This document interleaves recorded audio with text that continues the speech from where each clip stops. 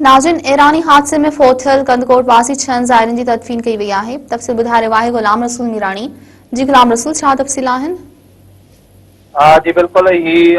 Iran बस हादसे में कंदकोट सां ताल्लुक़ रखंदड़ 6 ज़ाइरीन जा जेके मर्द आहिनि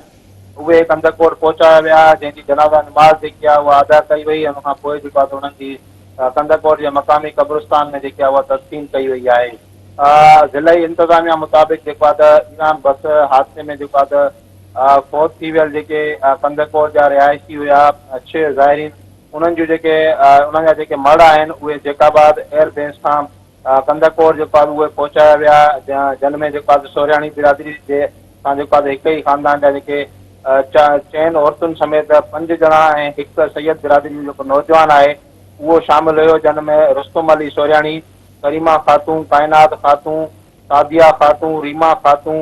ऐं सैयद बिरादरी जो सैयद सीरत अब्बास शाह जेको आहे उहो शामिल आहे। जंहिंजा मड़ जेके आहिनि उहे उन्हनि जे वारसनि जेको आहे त उहो उन्हनि जे प्यारनि जेको आहे त उन्हनि जा मड़ वसूल कया आहिनि ऐं हीअ मड़ जेको आहे त रेस्क्यू 112 ज़रिए जेको आहे त कंदकोट मुंतक़िल कया विया ऐं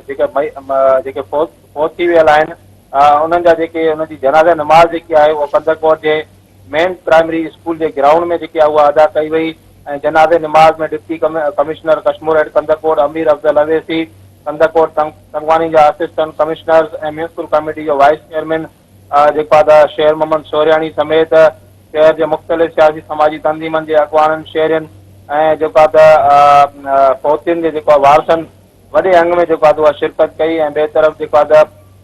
फौत थी वियल ज़ाइरीन जे घरनि में जेको आहे त हिन वक़्तु